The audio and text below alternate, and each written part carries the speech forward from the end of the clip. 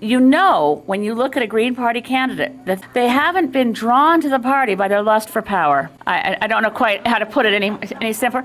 They're not thinking that if they stick with it, the day will come when they too will be in a hotel lobby wondering what you do with an envelope full of cash. No.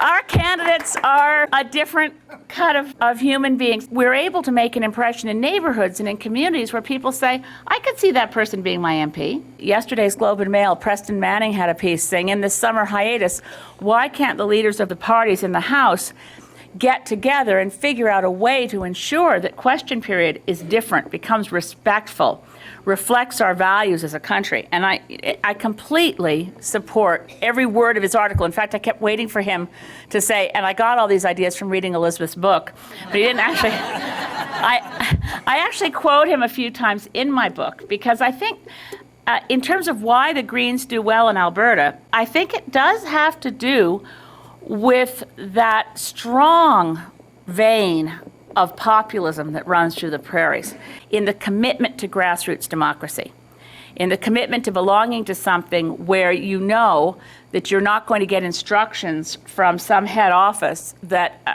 candidates should keep their opinions to themselves. Reform Party's early days, one of their commitments was that the head office would never tell a local riding that they couldn't have a certain candidate because the leader didn't like the way they expressed themselves, didn't like something about them. And of course, Stephen Harper is the ultimate top-down dictatorial leader of any political party in Canada and of any government we've ever had in Canada. The impetus for a grassroots party is now only found in the Greens.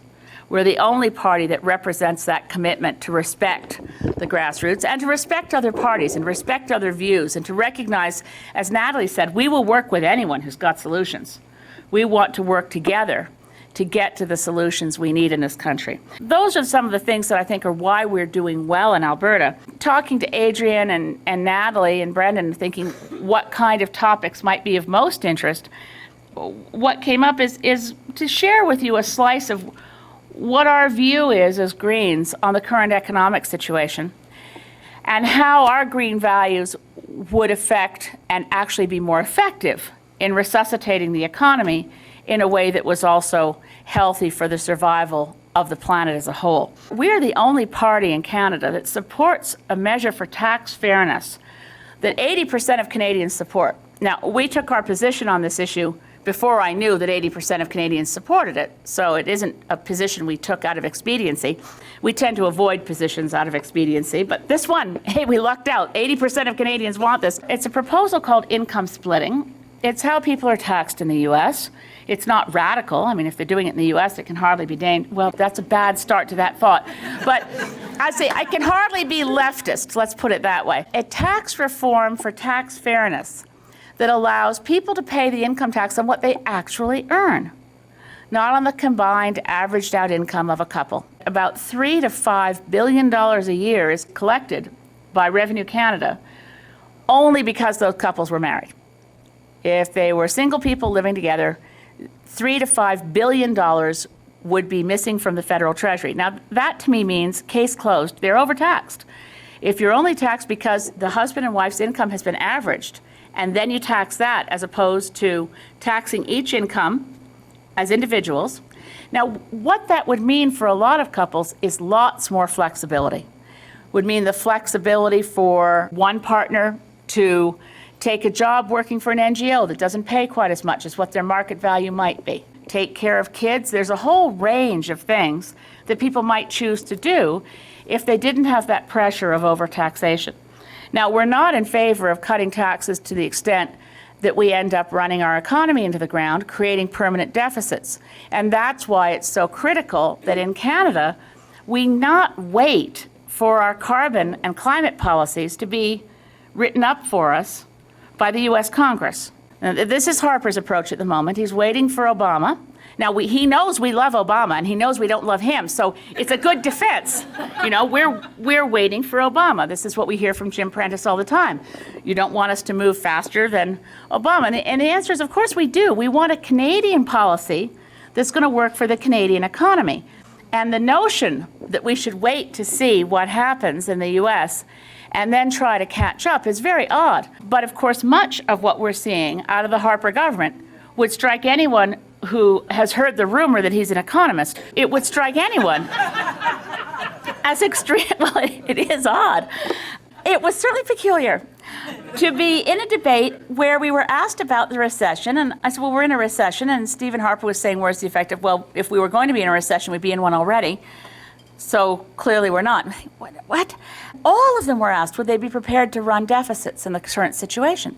And they said, no, we wouldn't run deficits. And I said, well, you really can't say that. The Canadian economy was already in a recession before the September meltdown. In a recession, if you want to kickstart your economy, Milton Friedman economic approach needs to be thrown out the window. Actually, it should have been thrown out the window a long time before, but now the case is clear that you can't. Thank you. The Chicago school was not working for anyone, even for Milton Friedman. So the notion that we need to get back to some of what John Maynard Keynes had said, some of what FDR used to end the Depression in the U.S., that you need some government engagement in your economy, you need a stimulus, and that stimulus is going to involve government spending, and that government spending may mean inevitably, and I was the only leader who said this in the debates, that you're going to be in a deficit. Once you go into that deficit, you better do it knowing how you're getting out, and you want to make sure you don't create a structural deficit.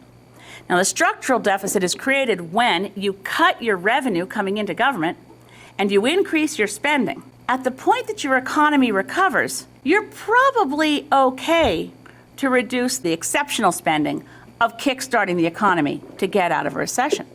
But if you've cut your taxes at the same time and you've cut your revenue into government, you create a permanent deficit because the basic costs of providing that which we all want from our shared commitment to being Canadians, that which we get as citizens, going back to old theories of we're all here by consent of the governed, and yes, we express our collective will through a democracy, and part of that collective will is that we want to take care of each other.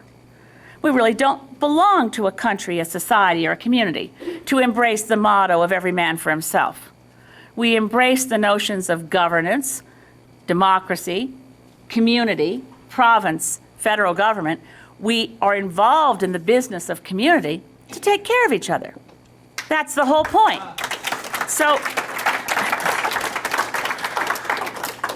in that sense, some of the people who have been involved historically with the NDP will try to say that somehow being fiscally conservative and concerned about deficits means that we're not, we're somehow less than good people. And I really reject that. A permanent structural deficit is exactly the biggest threat we can imagine to our healthcare system and to all the things that we need government to be doing with our tax dollars that involve taking care of each other. So the pain that the Canadian economy went through when Paul Martin was Minister of Finance, and 93 and 94, do you know we lost 20% of our hospital beds between 1993 and 1994 from the closure of hospitals, or in fact, in the case of Calgary, the blowing up of a hospital? This was a consistent effort across the country to cut healthcare costs. By the way, it didn't work. The World Health Organization has studied Canada. We did deliberately attempt to reduce healthcare costs by closing hospital beds. And what it did was deprive people of care at the point where the care could avoid catastrophic, longer care in hospital that costs much more. So by losing the early ability to see a doctor, to get into hospital, our healthcare costs actually went up, and we're now trying to rectify the mistakes of the early 90s. But so much was cut 93, 94. That's when they converted student bursaries to interest-bearing student loans. That's when we had cuts to Via Rail. That's when we had cuts to CBC. Deficit cutting hurts. It cuts into programs we all care about.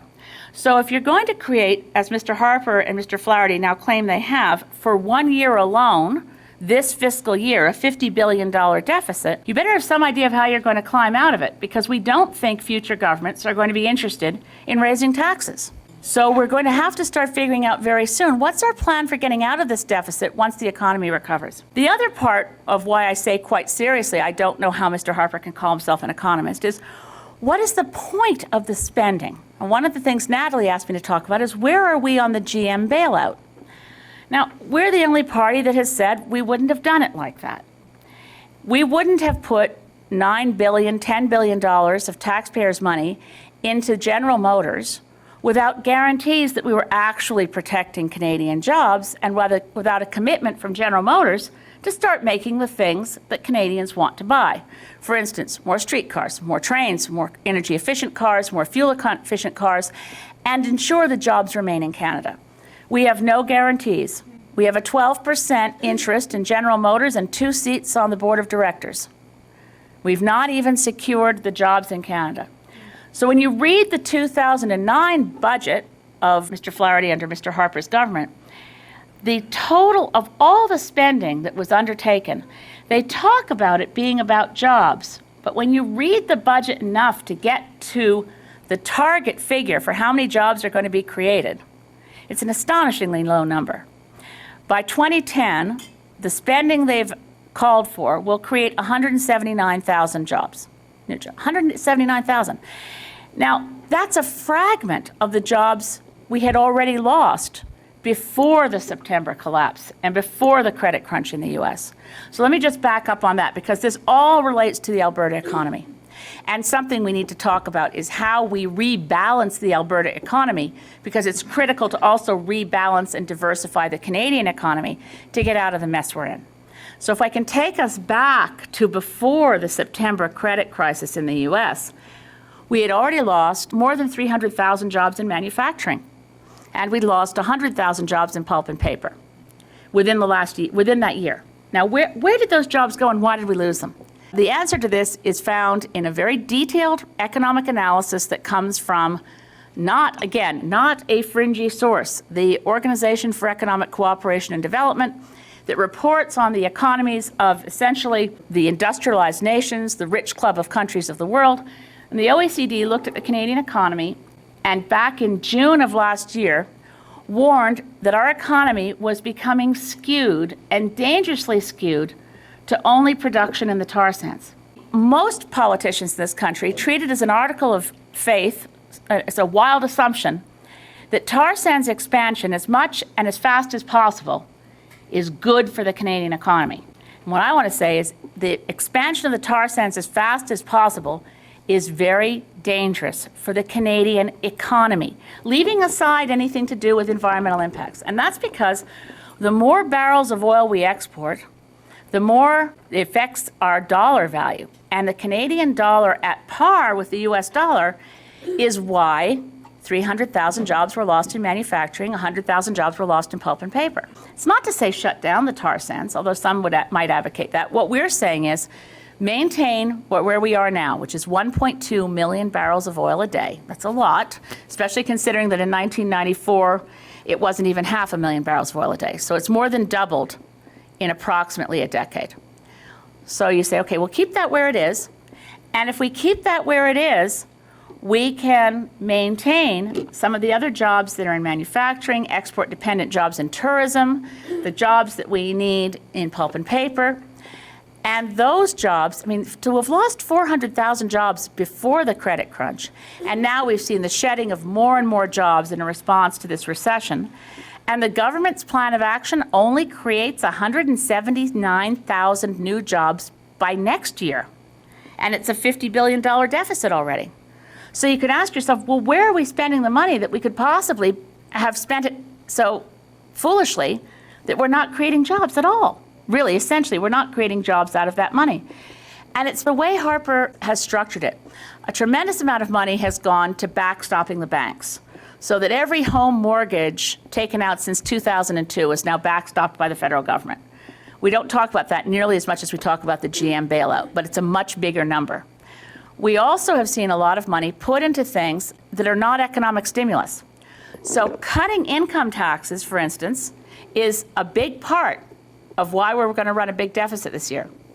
But cutting income taxes the way they've cut them does not stimulate the economy.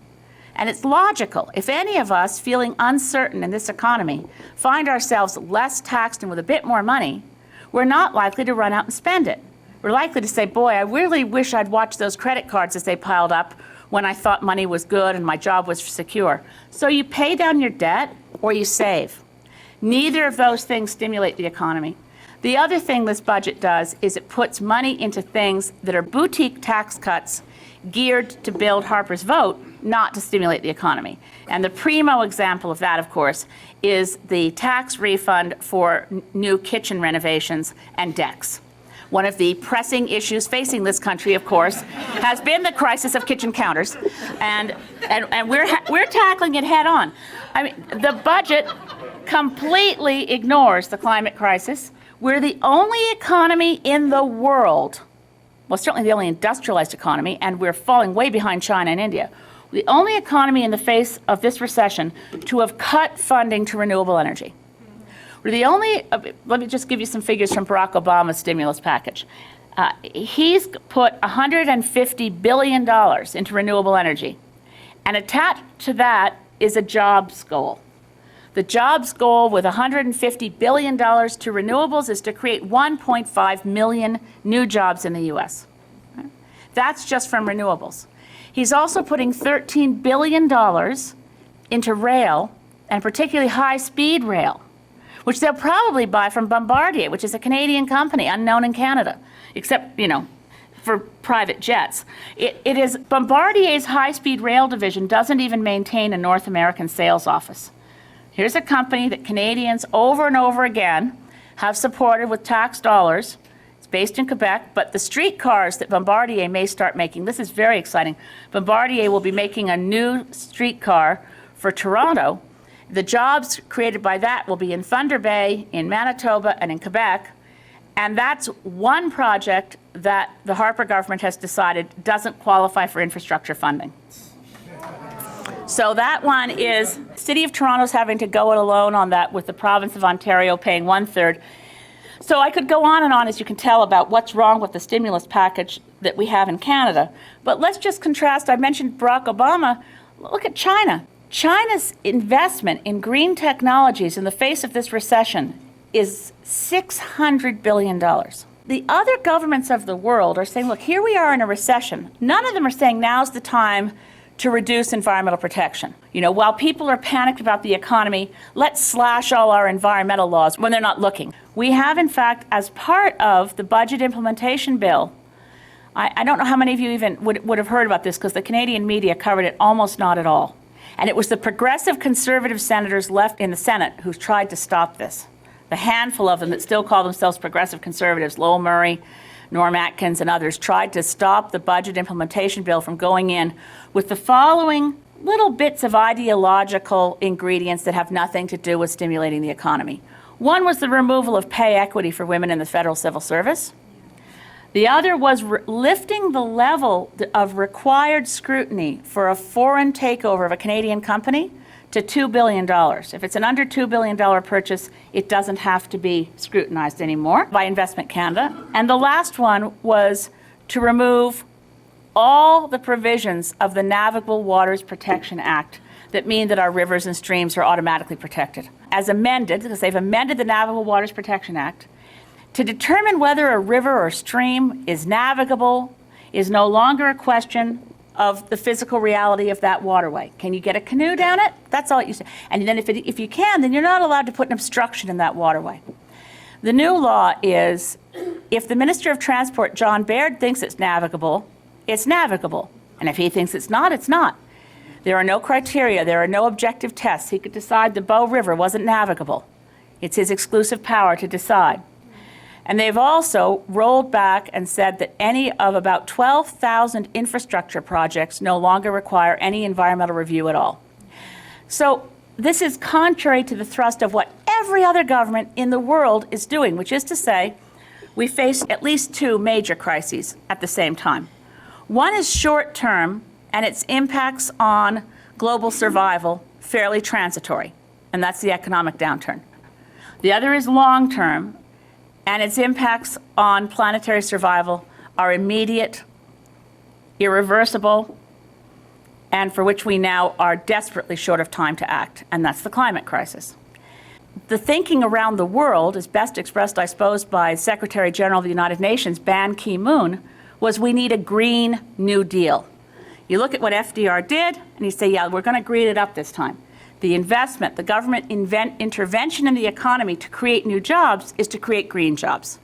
And this has been the mantra of governments around the world except ours. And the impacts of that for a Canadian economy in the future, as we come out of a recession, we're going to be the only country that doesn't have the investments in renewables.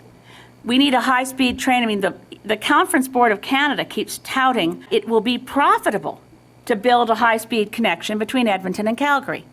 That's one of the prime examples anywhere in Canada.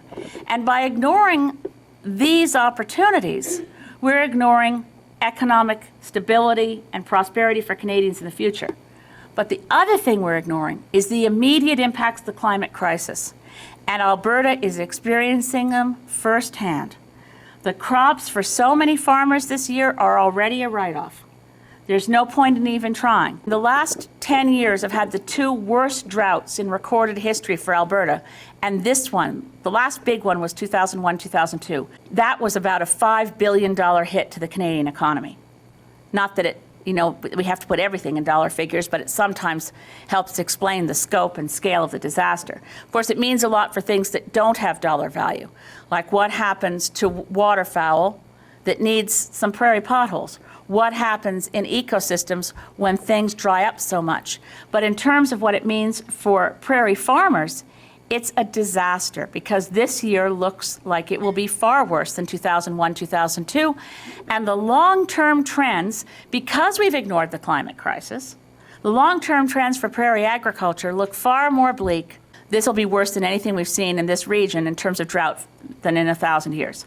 If we're looking at retreating glaciers through the Rockies, if we're looking at a changed hydrology to drought, if we're looking at the impacts in the Turner Valley to what happens when people locally have to organize the way you've had to get organized to fight oil companies and natural gas wells that are contaminating and destroying the quality of life to their neighbors, these are costs to communities. They're costs to the environment. They're also costs to the economy.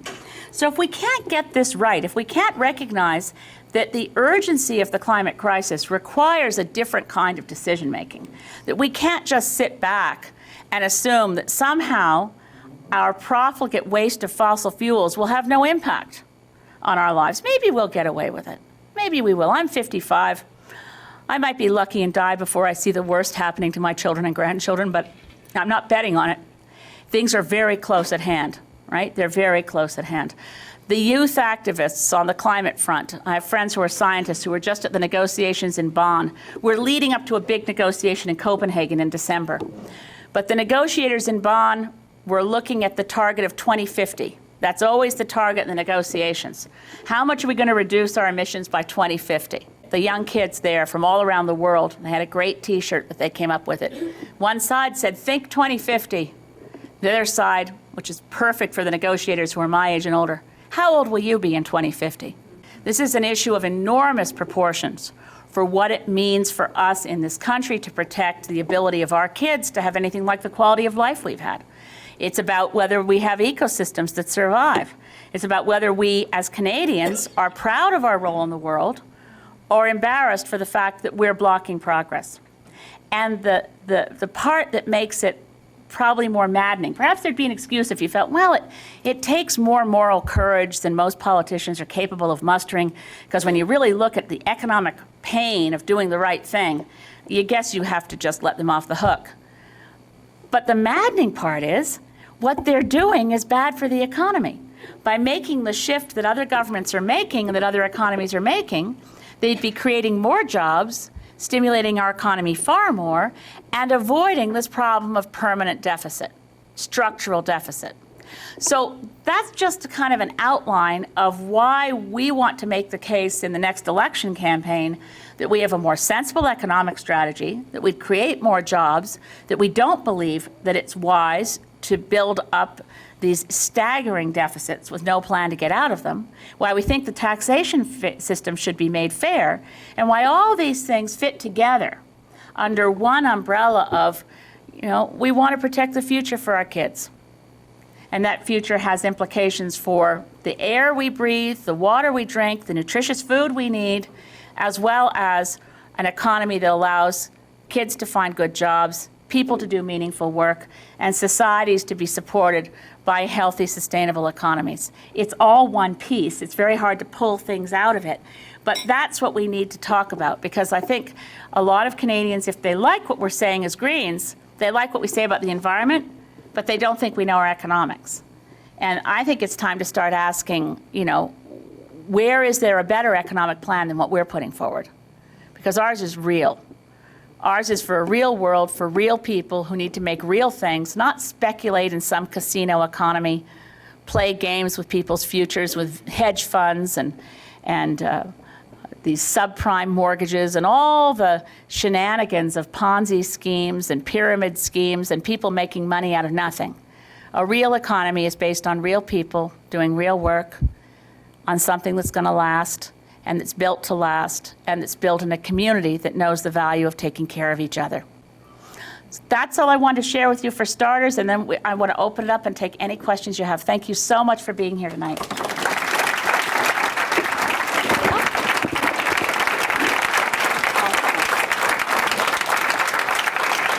Adrian's volunteered to help me out with watching for hands. How long? Can we take like 10, 15 minutes for questions? Is that going to work? Absolutely. Okay, good.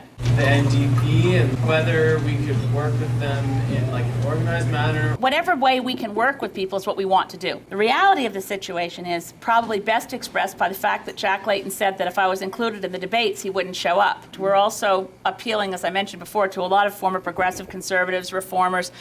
We're really not a party that's bound by the ideological barriers, but in the House of Commons, I meet regularly with MPs on all sides of the House and try to push them to support statements in the House, bills that are being put forward by private members, to keep some issues on the agenda. And we'll congratulate private members from the Conservative Party when they put forward a good bill. We'll try to work to support them. So in that way, we're trying to build bridges. I work really well with a lot of members of the NDP caucus, and I work really well with a lot of Liberal members and Bloc and Conservatives. But it's at the individual level. If I were inventing democracy from scratch, I would not have invented political parties. The partisanship that we all feel, and that political parties have this culture of, it's a team mentality, right? So if you're on the orange team, you are required to hate the red team. And you really hate the green team. I mean, this is not healthy. This is not what democracy is supposed to look like. So we want to be there to set a different tone.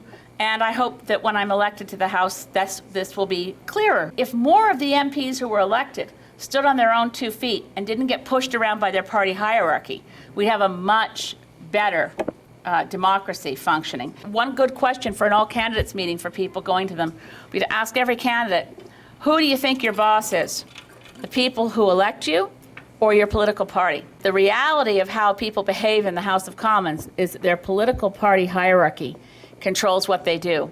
Citizens have to pick up on this call and demand change so that we get the change even under the current first-past-the-post system. So I'm always hopeful. My book is called Losing Confidence, but I'm not losing confidence personally. I can see the Canadian public is losing confidence with politicians. And of course, a minority government only lasts as long as it has the confidence of the House. And that's the way the system works, and that's how it should be understood. And I think we lost a bit of our understanding of that when Mr. Harper got away with saying that effort of a coalition was trying to overturn the results of the election. You can say a lot about what that effort might have been, but it was clearly not overturning the results of the election. A lot of people don't think about this. It would have been completely legal and constitutional for 308 MPs to show up in Ottawa and say, do any of us really like Stephen that much? Because I think so-and-so would be better, really, don't you think? The notion of Prime Minister is first among equals. We do not live in a presidential system. Nobody, except for people in his riding, go in and get a ballot with Stephen Harper's name on it, just as nobody outside Toronto Centre goes in and sees a ballot with Jack Layton's name on it. We elect 308 MPs, and they are equally important in Westminster parliamentary tradition. We've allowed the system to kind of morph into something that looks a little bit like the US system, but when the US had the little thing called the revolution, they put in place checks and balances so that the person who was the executive could not abuse power, and they put checks and balances into the Congress. We don't have any checks and balances. So when someone who's in the position of prime minister decides that all the decisions belong to him and him alone, we've got a problem. In comparison to the support for auto towns, what's the potential for these, rural towns across the country and opportunities for rural renewal? Having come from rural Canada myself, every other leader comes from a big city. I really think it's important to have someone who understands these issues at the table, in the debates, in the House of Commons, with the role of leader. One industry towns are terribly vulnerable. The pulp and paper industry has been taking multiple hits for a long time. Clearly, they've got to do some things differently, but we've put in policies that would give a 5-year tax holiday to any pulp company that meets Forest Stewardship Council certification, for example. We've put in measures that would help alleviate the tax burden on companies when they're not making money. Of course, making sure they also meet, we have some very tough challenges around making sure that toxic contamination is reduced and so on. I think it means something pretty significant that the CEO of the Forest Products Association of Canada actually came to our biannual general meeting policy convention in February and was one of the keynote speakers and said that he felt the Green Party really understood the issues that he was dealing with day to day. If you can find that on our website, there's a little YouTube of the CEO of the Forest Products Association talking about how he appreciates the green perspective around protecting these jobs, but not in the way of just bailouts, but of also that shift economically. The writing's on the wall for the pulp industry. Non-value-added, just raw pulp exports don't make a lot of sense. We've got to do a lot more with all of our resource-based industries to make sure that, for instance, the great example is here in this province of Alpac is the biggest pulp mill in the world, but it's not a pulp and paper mill because it only makes pulp. And the pulp is sent to Japan for the fine processing into magazine quality paper, which makes a lot more money. All of that work is done offshore because the Mitsubishi Honshu paper conglomerate that became Alpac didn't put in a paper line, it's just pulp. So we've got to think about long-term viability to reduce logging rates, protect the carbon sink, the reservoir that's in those forests, but this applies for a lot of different things. We're the only party right now calling for Department of Tourism. And people say, well, why would you care about Department of Tourism?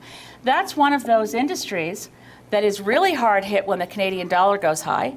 It provides a lot of jobs for people in rural areas. You're not destroying the environment if you're taking people hiking through a park. And I happen to have come from a family that ran a tourist business, so I have a real sense for how much value there is in community. And it's easy for people in cities to say, well, those are low-value, low-skilled jobs. We don't care about those. Well, if you're doing them, I waitressed and cooked for 10 years. I can tell you I really cared about my job. It may have been low-skilled, low-wage, but it was part of the backbone of our little community to have those kinds of jobs. So as Greens, we need to find a way to communicate to people across Canada that we're looking at a lot of different kinds of economic activity.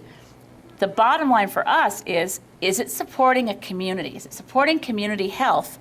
Or is it ripping off a community, saying every community has to be fed into this meat processor called the economy? And you're lucky if you survive the meat processor. But the goal of everybody's existence is to feed the economy. I think a lot of politicians think that that's the nature of the relationship, that humanity exists as a raw resource, like forests, like fish, like raw materials, to be fed into an economy. And that's not correct theory. Economist of the World Bank, Herman Daly, said the economy is a wholly owned subsidiary of the environment. The economy also, in my view, exists to support human communities, human societies, healthy nations. We do not exist to support the economy. And that one shift would help explain why we need to protect those one industry towns, why jobs in tourism, why jobs in the fishery, why jobs in agriculture all make sense and need to be supported. Since 2005, the hemp production in Canada has plummeted. It started to grow in the 90s and then it hit 2005 and it plummeted. And the only reason why that has happened is because of the war on drugs. Why aren't we going after this stronger than we have before? I don't support monoculture, but at the same time, we have quite an obvious resource there. I've heard that I've heard it grows like a weed. So it's a rumor that's out there. Sorry, I'm sorry. She said I was funny, but that was a groaner. Look, our policy is legalization, regulation, taxation of marijuana, just like tobacco, which also means I don't think people should smoke it. I don't like people smoking tobacco, and I'm really glad my daughter doesn't have anything to do with smoking dope, but people are going to, and prohibition does one thing: fuels crime. And if we want to get rid of criminal activity, there's so much wrong with our prohibition strategy. One is, and I spend a lot of time with young people, and one of the things is if you tell them a big fat lie about one substance, how do they believe you about the next ones? Don't want kids going anywhere near, God forbid they go near crystal meth. God forbid they go near cocaine or other dangerous drugs or opiates. But if they're told that marijuana is a dangerous drug, and then they realize that they don't seem to be quite as tipsy as their parents who had some beer or too much wine, then they start thinking, well, wait a minute, why did I believe that story? So it undermines the authority of parents and society to tell kids what's dangerous. The other thing is, of course, is that it fuels organized crime. It fuels the grow-ops. It fuels gang-related violence. We have a very good policy on what we need to do to crack down on gang-related violence. And also it distorts the law enforcement resources we have. Why have people who are in law enforcement chasing down people for marijuana-related offenses and not having the resources to deal with people who are dealing with serious and dangerous drugs, as well as crimes of violence? So with limited resources, this is a big fat waste of everyone's time. The other thing, of course, is that low THC hemp makes clothing, makes ropes, can make fuel. There's all kinds of things that we can do, and we used to do with this material before we became obsessed with the idea that it was somehow going to corrupt the essence of our society by allowing it to be grown. We're supported on this by a couple of other MPs, by the way. There's one Liberal MP who agrees with us, Dr. Keith Martin, but we have the strongest policy as a party in saying this is just nonsense. The Harper government is waiting for Obama. Can you speculate on what you think it's going to look like in Canada? Depends on who's in government here. I don't believe that Stephen Harper has actually changed his personal view from everything I've heard from people who work closely in that government. I think he's, when he was leader of the Alliance Party in opposition, he called Kyoto a socialist scheme, right? In a letter, fundraising letter. And so this wasn't an accidental slip of the tongue. This is a letter he signed. I don't think that he believes the climate crisis is real. It was very telling watching Barack Obama's press conference with Stephen Harper in Ottawa. It was Barack Obama who said, "This is a threat to my children." And I'm sure Prime Minister Harper also knows it's a threat to his children. It wasn't until Obama said that I thought, I've never heard Stephen Harper mention this issue in relation to his own children at all, ever. He throws it out there as, well, we'll do something realistic.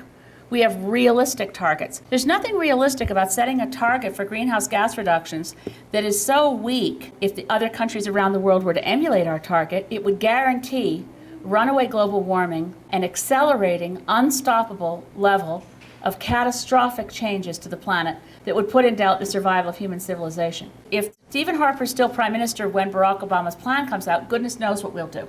I guess part of it is that we'd be responding to trade challenges, because as long as we are, as we currently are, the only industrialized country in the world that doesn't have any viable climate policy, either under development or implemented, we are very vulnerable to having all of our exports hit with tariff charges from the EU and from the US based on the fact that we're pollution havens. If everyone else is putting a price on carbon and appropriately producing goods to reduce greenhouse gases, and we don't, we will be hit with additional tariff barriers. That will be very unhelpful for our economy, but we'll have it coming because all the warning signs are there. We signed Kyoto, we ratified Kyoto. We're the only country, 165 countries ratified Kyoto. We're the only one that has said we will not even try to achieve the targets. So we've put ourselves in the position of global pariah. Now, if we're smart, we say, look, this is our Made in Canada strategy. We're developing it now so that we know we can protect our jobs, protect our industries. We want to put a price on carbon. We want it to be economy-wide. We want it to be transparent, and we want it to be implemented without scope for fraud and for some of the games that have been played in cap-and-trade systems.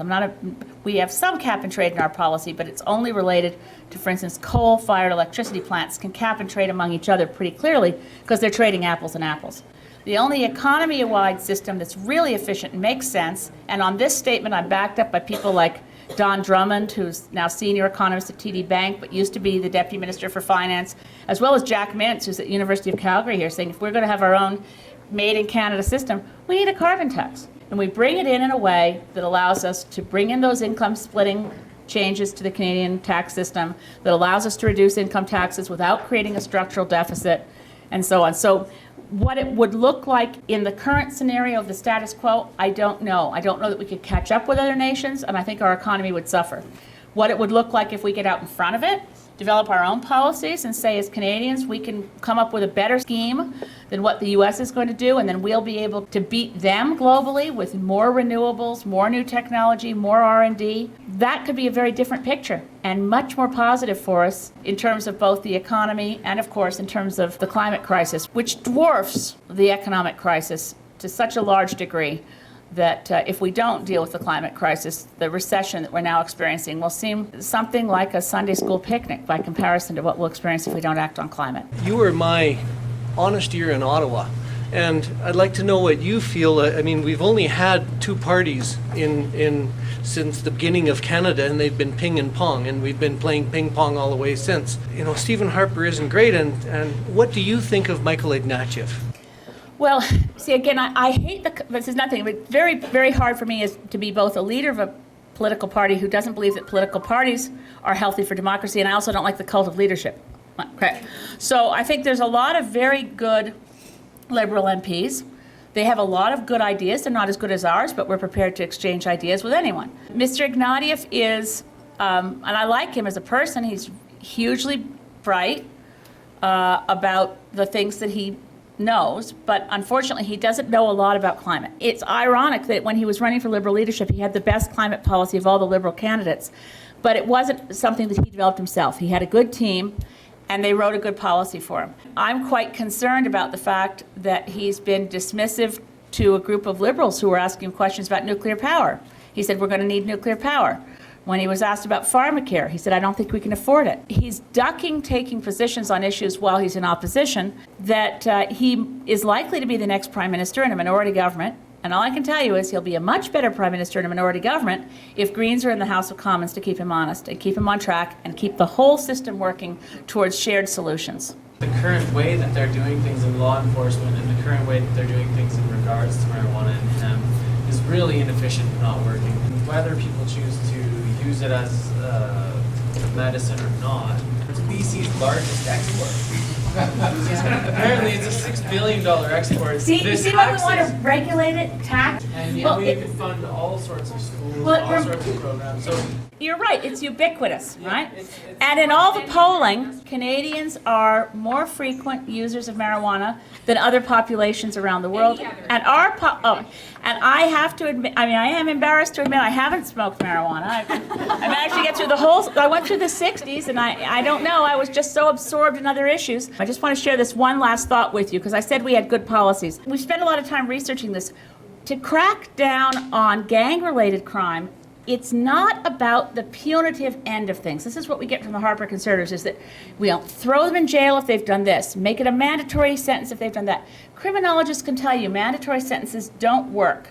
But what they are not doing is helping law enforcement find and convict people involved in organized crime and gang-related crime. What we need to do is provide law enforcement officials with forensic accountants, some very unimaginative stuff like access to their tax returns. When Al Capone went to jail, he went to jail for tax evasion, right? A lot of these guys, the police know in any community who's involved in gang-related crime, who's in organized crime. They can't prove it because a lot of the good information would be, what did they file in their tax return? This information is made very available to law enforcement in the U.S. We need to do more to make sure that we actually find and convict people who are involved in organized crime instead of having all of these chest-thumping, macho announcements from the Harper government about throwing the book at the people who are convicted. If you can't make the case against them, you're not going to convict them in the first place. And that's what we need to focus on, is helping law enforcement. I hate to tell you, an election a year, for those of you who are candidates, woohoo! But for the chance to change government policy quickly, to get the economy moving in the right direction, to avoid having bad policies put forward by Canada at the Copenhagen conference, Anyway, you can blame anyone you want for what's going to happen, because it's definitely the case that the Greens are unfortunately, we're the only party in the mix that doesn't get a chance to vote one way or the other on whether it's a good idea to have an election. But there's a confidence vote September 28th, and unless things change quite dramatically, where the NDP or the Bloc can find a way to support the Harper government, the government will fall, we'll be in an election. So that's why it makes all the more sense to have these wonderful gatherings, and this fantastic, really well-attended fundraiser here in Calgary is inspiring to me. I just can't thank you enough.